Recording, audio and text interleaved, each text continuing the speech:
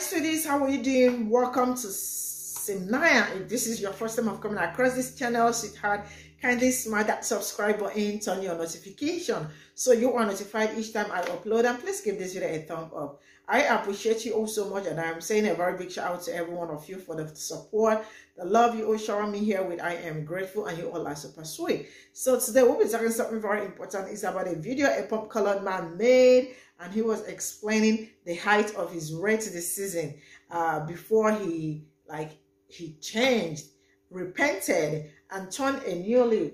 And that really, I don't know how how they do this, but man, some people really sit down and all they think is they all think about black people, how to be rated the cities, and how to say some horrible things about black people. And that is something that most times when I sit down, I am trying to wrap my head around it. How do you all run so much in their head 247? And man, some revelations he made really got me thinking. And I am racism has really eaten deep into so many people that's it is part of them, and they will never it takes a lot to unlearn what they have already learned, because listening to most of the things he said, I am some people are already gone and they will never be found again. You can imagine saying that when they find out that a white woman is sleeping with a black person, that they feel like the person is contaminated and they would not want to have anything to do with that person. And then when he was talking, and he said that he is from Florida, and that already settles it for me, because I know how right to disease that those people are and all that. But then he actually had his aha moment while he was in prison, and he also reviewed so many things about his own family members, how they were so to the deceased and all that. Man, these people now I am not going to say they are unbelievable, because they are, but they surprised me on a serious note. I am gonna roll this clip. Let's get into it. So the question reads, I know a little of your story. My question is, when was the height of your racism, before or after or during your success? I'm going to use this solely for educational purposes, because this is obviously something that I'm not very proud of, but I think it's something that more people who look like me need to speak up and acknowledge, because I know I'm not the only one. In fact, many of the stereotypes I'm going to talk about, many of the microaggressions, much of the rhetoric I still hear and see in my community today. The difference between now and then was before I was complicit in the racism. Whereas now, every day I'm doing the work of deconstruction and re-educating myself, educating others, but most importantly, I call it out when I see it. The pinnacle of my racism was joining a white supremacist organization in prison. That was the absolute height of it. And I know this may sound absurd, but there are people right now in white supremacist organizations who do not consider themselves to be racist. They just think that they are pro-white, and they don't believe that to be pro-white is to be anti-black, because they don't understand that white pride is rooted in the politics of white supremacy. Many of these people are being radicalized today because they believe that the white man is under attack. They believe that the white man in America is being discriminated against today. This is a very real phenomenon that's happened across the country. And I became radicalized at the height of the Black Lives Matters movement. And I believed that Trump was going to be our savior. He was going to be the one that makes America great again. But I truly believe that racism is rooted in our education. It is something that is taught. It is a learned behavior. And I'm going to share a few stories with you. I'm going to show you how ignorant I really was, because I spent much of my life never believing that I was racist. I was the guy that would tell you that I have black friends, I play sports with black athletes. I'm not racist. There's no way I can be, because I got along with black people publicly, but behind closed doors, it was always something different. There was a lot of internalized fears. There was a lot of internalized racism. There was a lot of things that I've heard that I didn't call out. There was a lot of things that I participated and I was complicit in that I'm not proud of. And I'm going to talk about some of those things because I know I'm not the only one. So in my small town of Fort Pierce, Florida, it was highly segregated. I mean, we even had race riots when I was in high school. And most of the white guys in my school were rednecks who wore Dixie Outfitter shirts that said if the South would have won, we would have all had it made with the Confederate flag on it. This was normal, or shall I say common. Growing up, my grandmother got placed in an assisted living facility and they placed her in a room with a black woman and she threw an absolute fit. It was common for adults in my life to tell me to pull my pants up, don't act like those hoodlums over there. If I want to be black or act black, I can go live over there with those hoodlums. Right around the time that I was playing professional baseball, one of my childhood best friends had a young daughter. And every time he would go to Walmart to go shopping, he would allow his daughter to get a toy. And I happened to be with him on this day. And mind you, he was a firefighter and he even retired from the fire department in our community. And trigger warning, because everybody's not going to want to hear this, but I'm saying this because this is the reality and more white people need to speak up. He's pushing the cart down the aisle. We're walking. She sees a bunch of Cabbage Patch dolls on the wall and she says, "Daddy, Daddy, I want the chocolate baby." He leans into her and says, "Sorry, honey, but you can't get the N-word baby." He keeps pushing the cart, and as he pushes the cart away, she starts screaming at the top of her lungs, "But Daddy, Daddy, I want the N-word baby." We were embarrassed, but we busted out laughing at the same time. See, to us at that time, that was funny. He leaned into her and said, "Oh, honey, honey, you can't say that, you can't say that." Obviously, no, it's wrong. But again, racism is taught, and he was teaching that to his young daughter. And I've shared this story before on here, and the wife of somebody in the fire department told me that this was the culture of that fire department. There was a time when I was bad in addiction and I sold my car for drugs to a dealer who happened to be black. There was a wealthy businessman in my community, a strong, devout Christian man who helped me go get this vehicle back. Older white guy, a boomer. We were driving around a community that happened to be predominantly black, and it was at nighttime, and there were a bunch of black people outside, and he looked over to me and said, "See, this is why they call them coons, because they're all outside at night."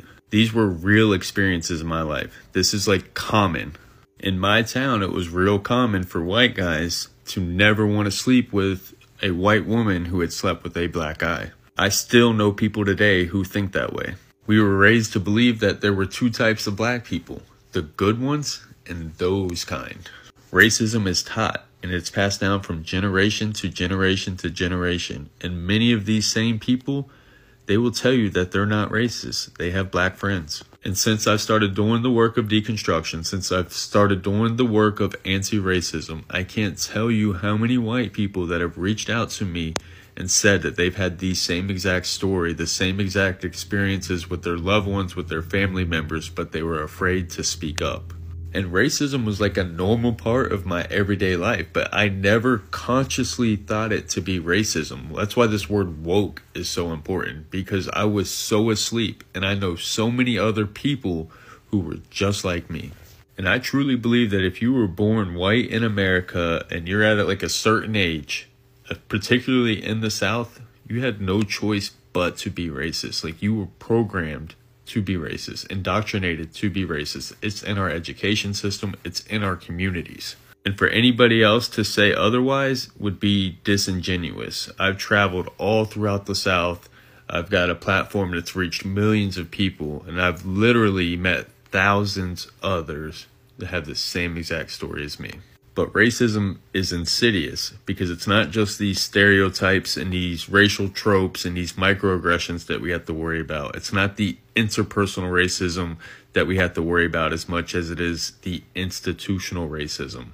Because today there are a lot of people who look like me who stopped all that stuff that I just shared, but they're still upholding a system that is oppressive. So I will continue to use my voice and my platform to speak truth to power, to do the work of anti-racism, and to educate as many people that are willing to listen. And I hope that my transparency and my story will encourage other people who look like me to speak up and do the work to end racism.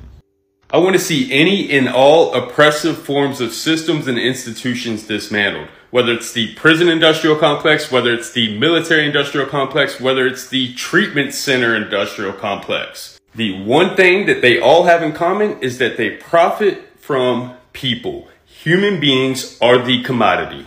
And as long as we continue to have these institutions that exploit people in order to generate profit, I will continue to use my voice and my platform to work, to educate, and dismantle these oppressive systems. For example, I've said before that the prison industrial complex props up the economy. I'll explain how. It provides a plethora of jobs, from cops to bail bondsmen to district attorneys to defense attorneys to judges to bailiffs, probation officers, correction officers, nurses who work in the jails, nurses who work in the prisons, food service people who work in the jails, food service people who work in the prisons, transcribers in the court, social workers. All of these people who work in these positions have one thing in common. They need crime in order to have a job. Therefore, crime does pay. And that's what capitalism does. It manufactures conflict to create growth. And the economy can only grow for so long until it needs conflict, it needs a catastrophe, something to make it constrict in order to manufacture growth again. And that's the direct result of us living in a world that values profits over people. Then I take it a step further. When I look at it through the lens of the politics of white supremacy, and I see these positions of power being occupied by white males, and I see every new prison that is being built and the ones that we currently already have constructed in predominantly rural, predominantly white areas, I know that they are providing jobs, a sense of social welfare to people who are highly uneducated and wouldn't have jobs otherwise. In order to be a correction officer, all you need is a high school diploma and know how to count. I've seen in Florida prisons where 3 families work the entire jail. The mom, the aunt, the daughter, the son, the brother, the uncle, the father. And they fulfill the positions of the warden, the nurse, the correction officer, the sergeant, the school teacher, the classification officer. When you build that prison and you provide these jobs to these communities, they now need a Walmart, they need a McDonald's, they need a Publix, or whatever the grocery shopping is in that area. They all pay rent and they buy homes, but all this is on the exploitation of people. And it's always poor people against poor people, because that's what the system does. It exploits poverty. And you give one group of poor people who think they are morally superior a gun and a badge and perceive power over another group of poor people, and you keep them at war with each other. And I see a lot of white people supporting systems and institutions that really do not benefit them, that do not have their best interests at mind. They're just using them as pawns. And that's why I will continue to work to dismantle any oppressive system that needs people, needs the exploitation of people in order to generate profits and survive. So this is all I got from this video, and trust me, I mean, the first video really got me screaming, but I was like, let me finish, like, let me let him finish. But it is quite unfortunate that these people really sit down and think about all this and like say all this about black people. You can imagine like saying, can I get the N-word dog? Like, are you for real? I never knew he's from Florida, but then when he said, I have been like, bringing a lot of his video here, and he has really been, he is an ally, but I really do not trust anyone. But so far, he's been doing a great job with his own platform and trying to, dismantle some certain things and also school his own people. And yeah, so when he said he's from Florida, I said, oh, that is the end of it. I never knew you were from, he's from Florida.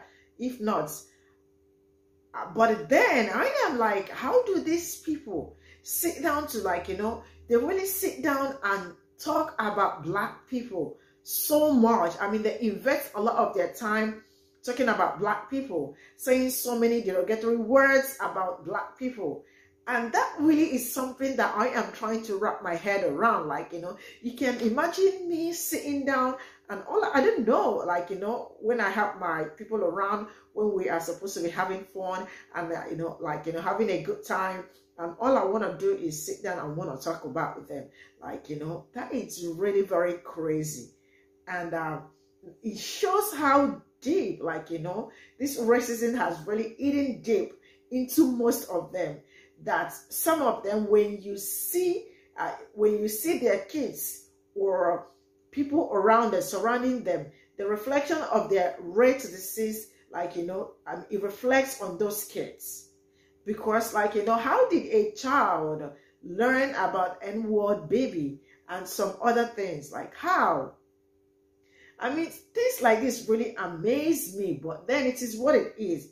It's just that I know you all already know it. It's not like something new, but man, sometimes I am in awe, like how they do it. I mean, sometimes it really doesn't make sense if I have to like sit down and all I want to do is talk about Black people and the rest of it. I mean, I am happy that he had his aha moment, because it was while he was in prison that he may say he is a very big time called white supremacist. But it was when he met a Black man, the Black man was what like changed him from talking with him, speaking with him. Then he started learning and trying to understand more about Black people. That was how he stopped being a racist and then turned a new leaf and now being an ally to Black people. I mean, it is what it is. But then, yeah. See you all in my next video. Bye for now.